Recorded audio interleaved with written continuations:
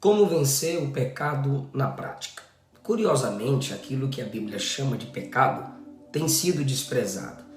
Os velhos 10 mandamentos da Bíblia são considerados mais como 10 sugestões do que mandamentos e podem ser ignorados sem risco algum. Enquanto diminuirmos a crença no que a Bíblia diz, nós aumentaremos a nossa pecaminosidade. E a pecaminosidade do mundo começará a saltar diante dos nossos olhos de forma frequente. A Bíblia explica que o mal entrou no mundo porque as primeiras pessoas que Deus criou para viverem em seu mundo perfeito e cuidarem dele, decidiram não viver de modo prescrito por Deus e se rebelaram contra ele. Daí por diante, essa atitude de não querer fazer o que Deus diz veio a ser a atitude natural de todo ser humano. Todos nascemos com essa tendência. Isso estragou o nosso mundo. Isso nos estragou. Mas, quando você olha para a Bíblia, você percebe que Deus está determinado a trazer de volta esse mundo à perfeição. Essa é a razão pelo qual Jesus veio viver entre nós. Ele veio para nos mostrar como é uma vida perfeita. E essa vida perfeita, ele entregou lá na cruz, em favor de todos aqueles que confiassem nele e o seguissem. Assim, a sua culpa seria cancelada diante de Deus.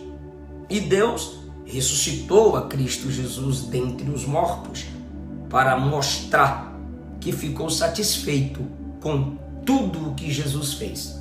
E agora, todos os que confiam em Cristo Jesus, por causa de sua obra, podem ser amigos de Deus. Mas alguns podem estar se perguntando: o que é pecado, pastor? Já que nesse mundo não existe verdade absoluta, né, irmãos? Biblicamente falando, pecar é transgredir as leis de Deus em nossos pensamentos, em nossas palavras e em nossos atos. Não pecamos somente quando fazemos o que é errado. A gente também peca quando deixa de fazer o que é correto. As leis de Deus, queridos, são para o nosso benefício, pois somos seus filhos. E os mandamentos do Pai, os conselhos de um pai é para o benefício dos filhos. Pecar é agir contra os desejos de Deus, como também agir contra o bem para nós. Não cumprir a sua lei, a sua palavra, é desonrar a Deus, é desvalorizá-lo. Pecar é afirmar que Deus não é suficiente para nos alegrar, para nos preencher. Pecar é desafiar a justiça de Deus. É perguntar, como está escrito em Malaquias 2,17, onde está a sua justiça? Sua lei é justa. Quando pecamos, estamos afirmando que a lei de Deus não é justa. Por que isso está dizendo que não é para eu fazer? Isso não é justo. É claro que eu vou fazer. Se a lei de Deus não é justa, logo estamos acusando Deus de ser injusto. Pecar é tomar as coisas boas da vida que Deus nos dá e usarmos de maneira contrária a esse Deus que nos deu as coisas boas. Às vezes, alguns imaginam que, como Ele é o Deus da graça, sua graça será mais maravilhosa se Ele permitir que a gente peque mais, porque é no pecar que temos prazer. O pecado nos degrada ao ponto de nos assemelharmos aos animais. Há várias passagens na Bíblia nas quais as pessoas são chamadas irracionais. Salmo 73, verso 22 é um exemplo. Olha o que está escrito: assim me embruteci e nada sabia, era como um animal perante ti.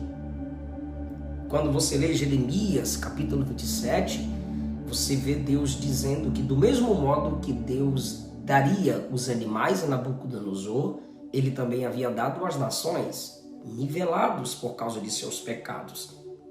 Lucas capítulo 15, o filho pródigo só lembrou do pai quando caiu em si, ou seja, estava fora de sua racionalidade. É isso que o pecado faz com a gente. Mateus capítulo 3, João chamou os hipócritas de serpentes. Queridos, o pecado não compensa. Nos tornamos semelhantes animais na ignorância, na estupidez, pensando mais no corpo do que na alma. Sendo pecaminosamente irracionais, não podemos ter comunhão com Deus que é santo e é a própria sabedoria. Os que levam uma vida pecaminosa, às vezes até manifestam características piores do que as características de alguns animais. Não me refiro ao caráter manso e não ferino das ovelhas, das pombas, mas homens que se tornam semelhantes aos lobos, leões, ursos e cães, até piores do que toda a classe de animais. Você lembra que os animais vieram a Noé quando estava próximo o dilúvio, mas os homens zombavam, homens piores que animais. A jumenta viu o anjo, Balaão, pelo amor ao dinheiro, não o viu. Então o pecado até nos torna pior que animais. Isaías diz: o boi conhece o seu possuidor, a jumenta a sua manjedoura, mas o meu povo não tem entendimento. A gente precisa então se afastar do que nos afasta de Deus. De que forma, pastor? Provérbios 28, 13. O que encobre as suas transgressões nunca prosperará. Não encubra as suas transgressões. Jó 31, 33, Jó disse: eu não encobri meus pecados como Adão fez. Jó não guardava o pecado dentro dele. Ele os lançava para fora. Ele vomitava. A confissão é o vômito da alma. Não disfarce, não oculte, não justifique.